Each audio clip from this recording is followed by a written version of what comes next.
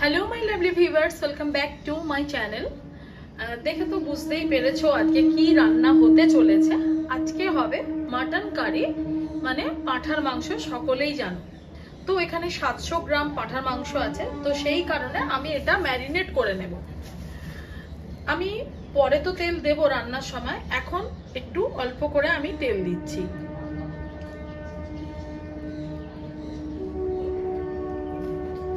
আর দেব হলুদের গুঁড়ো, আর দেব না। এবার দেব লঙ্কার গুঁড়ো, এবার দেব লবণ,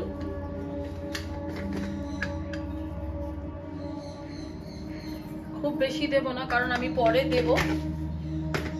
আর দেব পেঁয়াজ বাটা, কুচনো পেঁয়াজ আমি রান্নার সময় দেব, দেখতেই পাচ্ছ বড্ড অল্প করে করে দিচ্ছি। আর দেব 1 চা চামচ আদা আর জিরে বাটা। এখানে কিন্তু রসুন নেই, রসুনটা আমি পরে দেব। আর দেব ফেটিয়ে রাখা টক দই।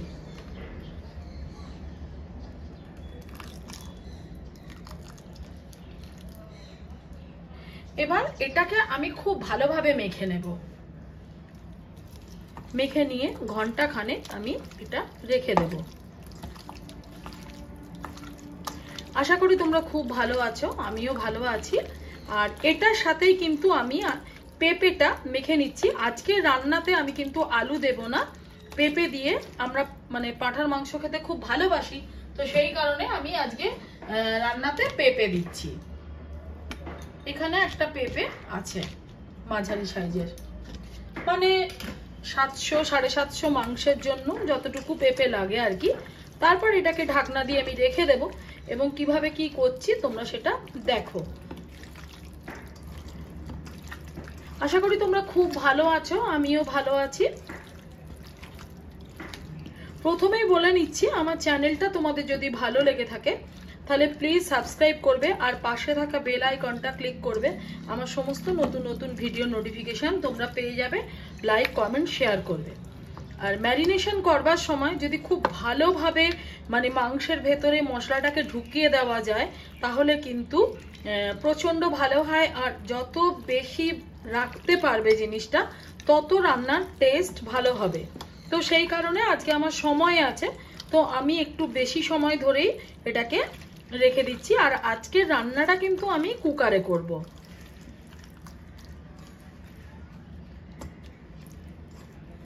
দেখে নাও কেমন হয়েছে।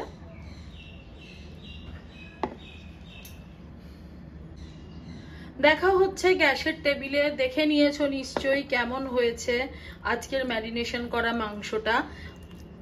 খেতেও নিশ্চয়ই খুব ভালো হবে।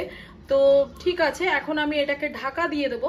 ঢাকা দিয়ে রেখে দেব আধ ঘন্টা বা 45 মিনিটের জন্য, কারণ যত বেশি রাখা যাবে তত বেশি ভালো হবে। আর একটা কথা বলে দিচ্ছি, ম্যারিনেট করে তোমরা কখনো কিন্তু ডিপ ফ্রিজে রাখবে না, নর্মাল ফ্রিজে রাখবে বা বাইরে রাখবে, কোনো প্রবলেম নেই। কিন্তু ডিপ ফ্রিজে ম্যারিনেট করে রাখাটা কখনোই উচিত না আমি মনে করি। তো ঠিক আছে, চলো আমার গ্যাসের টেবিলে যাওয়া অবধি তোমরা অপেক্ষা করো। 1 ঘন্টা পরে ফিরে এলাম। দেখে নাও ম্যারিনেট করে রাখা মাংসটা খুব ভালো হয়েছে। আর ওদিকে আমি গ্যাসের টেবিলে কড়া বসিয়ে দিয়েছি, সেটাও তোমাদের দেখাচ্ছি। তো চলো গ্যাসের টেবিলে চলে যাওয়া যাক, তারপর কথা বলছি। দেখতেই পাচ্ছ বন্ধুরা, আমি কড়াতে বসিয়ে দিয়েছি, তেলটাও গরম হয়ে গেছে। অল্প একটু চিনি দেব, দেখে নাও।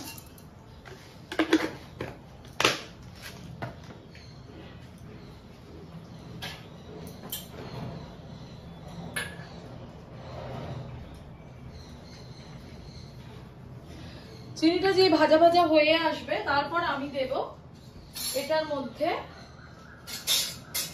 কুচনো পেঁয়াজ।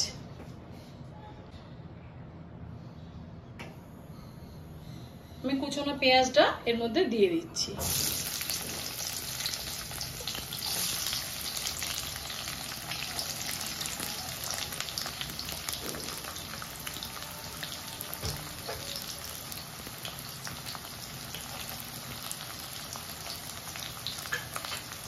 পেঁয়াজটা ভাজা হোক।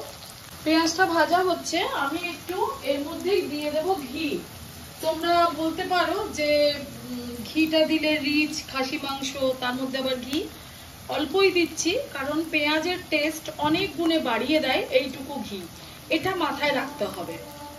যে কোনো সময় পেঁয়াজ বেরেস্তা করো বা রান্নাতে পেঁয়াজ ভেজে দাও, যদি একটু ঘি দিয়ে দাও তাহলে কিন্তু রান্নার স্বাদ অনেক অনেক অংশে বেড়ে যায়।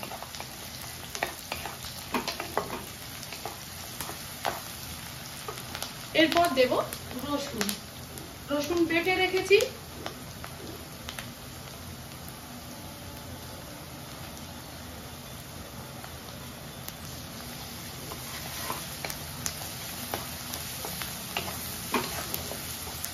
এক চামচ মতো আমি রসুনের পেস্ট দিলাম।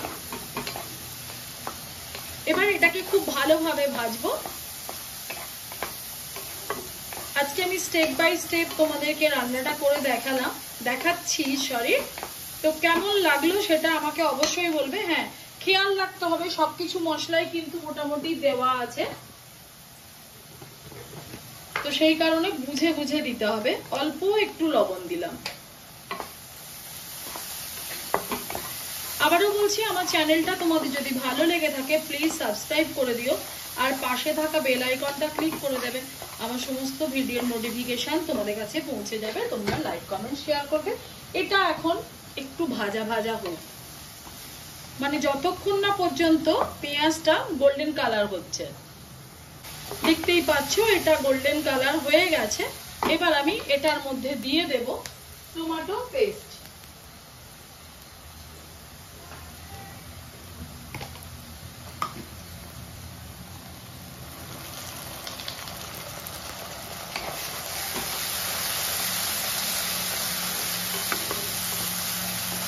আর দেখতেই পাচ্ছ যে কি সুন্দর করে তেলটা ভেসে এসছে, খুবই ভালো লাগছে দেখতে। আমার তো খুব ভালো লাগছে। মাংসতে আমি হলুদ দিয়েছিলাম, সেই বুঝে এখন একটু হলুদ দিলাম। মাংসতে আমি লঙ্কা দিয়েছিলাম, লঙ্কার গুঁড়ো, সেই বুঝেই আমি এখানে লঙ্কা দিলাম, লঙ্কার গুঁড়োটা দিলাম। আর দেব না, এটা খেয়াল রেখে করতে হবে।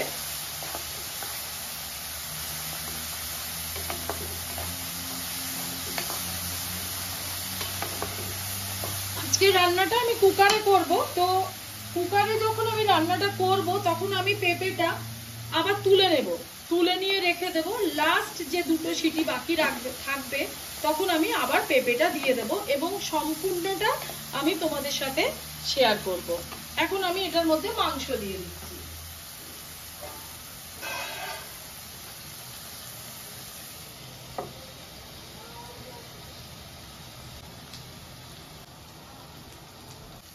এখন আমি মাংসটা ঢেলে দিচ্ছি। এটাকে খুব কষিয়ে কষিয়ে রান্না করতে হবে, ঢাকা দিয়ে দিয়ে। আশা করি আর কোনো মশলাই লাগবে না আমার মনে হয়। তো এটাকে এখন আমি কষাতে থাকি। 20 মিনিট তো এটা মানে কষাতেই হবে। আশা করি বন্ধুরা দেখতেই পাচ্ছ কত সুন্দর হয়েছে, প্রায় কষানো হয়ে এসছে। আর একটু হবে, তারপরে আমি এটাকে কুকারে দেব। কিন্তু পেঁপেগুলো আমি কুকারে দেব না, যখন ঠিক বাকি থাকবে আর দুটো সিটি হওয়ার তখনই আমি পেঁপেগুলো দিয়ে দেবো। আগের থেকে পেঁপে দিলে বা আলু দিলে কি হয়, অনেক বেশি সেদ্ধ হয়ে যায়, খেতে বসার সময় তখন আর সেগুলো পাওয়া যায় না। সেই কারণে আমি যখন আলু বা পেঁপে দিই ঠিক খেয়াল রাখি যে দুটো সিটি হতে কতক্ষণ বাকি থাকবে, তখন আমি পেঁপে বা আলুটা দিয়ে দিই। তোমরাও এটা করবে, দেখবে ভালো লাগবে, ভেঙে যাবে না, লোকজনকে দিতে সুবিধে হবে। দেখতে পাচ্ছ বন্ধুরা কত সুন্দর লাগছে। এভাবেই তোমরা খাসি মাংসটা বানিয়ে নেবে। আমি 25 মিনিট ধরে মাংসটাকে কষিয়ে নিয়েছি। এবার আমি এটাকে কুকারে দেবো। তো তার আগে আমি পেঁপেটা তুলে নেব। পেঁপেগুলো তুলে নিয়ে আমি কুকারে এটা দিয়ে দেব।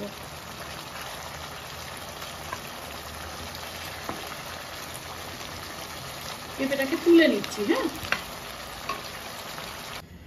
এই যে কুকারে দিয়ে দিয়েছি। অনেকেই বলো যে আমি যখন কুকারে ঢালছি সেটা কেন আমি দেখাচ্ছি না। আসলে আমার ক্যামেরা করবার কেউ নেই, ওটা খুব প্রবলেম হয়। তো সেই কারণে আমি দেখাতে পারি না, আর এতটাও আমি অভ্যস্ত নয়। তো এই যে পেঁপেটাকেও তুলে রেখেছি, পেঁপেটা একটু পরে আমি দিয়ে দেবো, যখন 8টা সিটি পড়ে যাবে আমি দিয়ে দেবো। আর এখন আমি এটার মধ্যে ফুটিয়ে রাখা এই মশলার জলগুলো সব দিয়ে দিলাম। এরপর লিডটা দিয়ে আমি কুকারটা বন্ধ করে দেব। তারপর যে 8টা সিটি হবে তখন আমি এই পেঁপেটা দিয়ে দেবো, আবারও 2টো সিটি আমি দিয়ে দেবো। তারপর পরিবেশন করার সময় তোমাদেরকে আমি দেখাবো কিরকম আজকে খাসি মাংসটা রান্না করলাম, আর কি কি দিই সেটাও আমি তোমাদের সাথে শেয়ার করব। তো ঠিক আছে, এখন হয়ে যাক, 8টা সিটি পড়ে যাক, তারপরে আবারও আসছি, কথা হবে। তোমরা দেখতেই পাচ্ছ খুব সুন্দর হয়ে গেছে। আমি কুকারটা নামিয়ে নিয়েছি, মাংসও সুন্দর সেদ্ধ হয়েছে, পেঁপেও ভালো সেদ্ধ হয়েছে। তো আজকে মাংসের ঝোল একেবারেই কমপ্লিট। এবার আমি এটা তোমাদেরকে কড়ার মধ্যে ঢেলে দেখাচ্ছি কেমন দেখতে হয়েছে। আমি এখন এটার মধ্যে দিয়ে দেব বাড়িতে বানানো গরম মশলার গুঁড়ো, তারপরে লিড দিয়ে আমি এটাকে রেখে দেব।